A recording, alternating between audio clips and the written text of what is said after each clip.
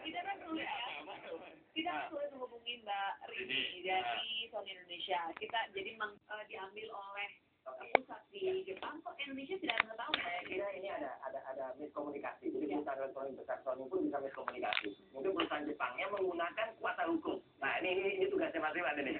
Kuasa hukumnya ini yang lebay ini ya, gitu. Lebay ya, gitu. Jadi artinya terlalu berlebihan sehingga Sony Indonesia-nya pun nggak mengerti. Saya justru udah gini, kasus ini harus disekat rapikan jangan sampai nanti hubungannya itu juga berlebihan. Sehingga kayak bagian Sony malah enggang. Karena belum tentu Sony Indonesia yang salah. Ya. Siapa tahu kuasa hukumnya Mas ini. Betul. Jadi Mas Iwan jangan buru-buru boikot produk Jepang juga. Betul. Yang kita sayangkan memang kuasa hukumnya. Artinya kita mengimbau lah para lawyer di Indonesia ini untuk juga menggunakan ini dan ini.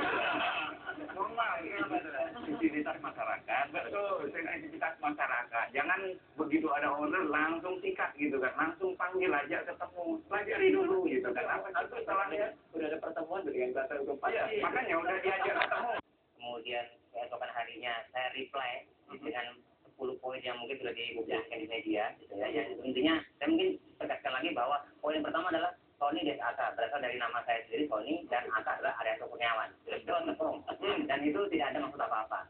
Murni untuk kepentingan saya pribadi tambahin dulu karena waktu itu ICANN belum membuat nama domain yang lain ya. Jadi nama domain itu baru ada .com. Jadi kalau sekarang kalau sekarang mungkin misalnya ada pilihan .web, personal dan lain-lain.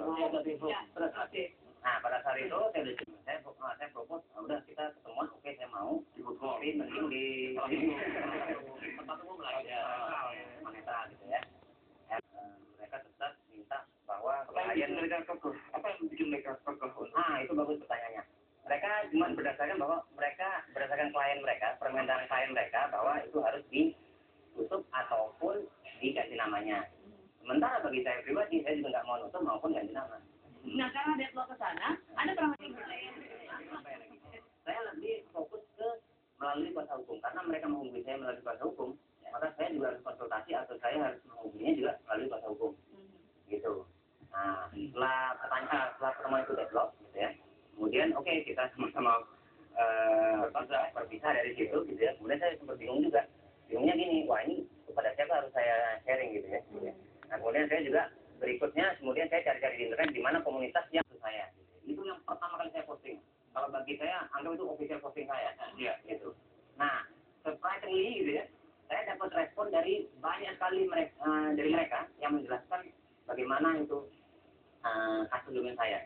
Dan bagi saya itu sangat objektif. Maksudnya gini, mereka juga tidak langsung serta-merta mendukung saya, tapi mereka juga melihat dari sudut pandang bebas, merek, kemudian domain, kemudian masalah WIPO, UDRI, kemudian juga poin yang tadi. Nah, dari situ saya semakin yakin bahwa ya satu memang pastinya agak unik gitu ya. Sebenarnya menyangkut nama korporasi itu pembuat konten.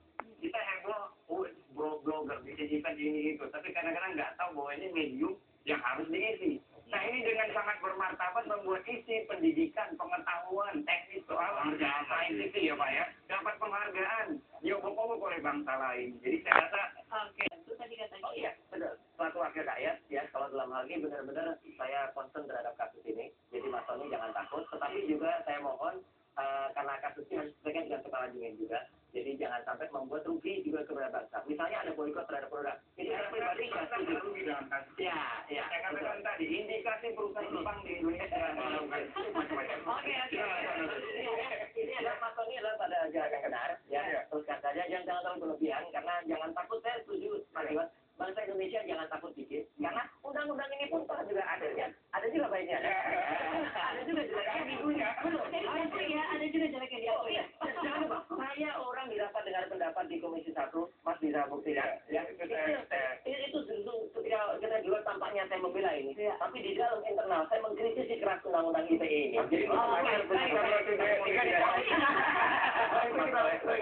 Jadi saya dari pemerintah mungkin jangan juga kita terburu-buru mengklaim bangsa lain. Belum tentu juga loh bangsa lain itu akan terburu-buru. Bangsa kita sendiri yang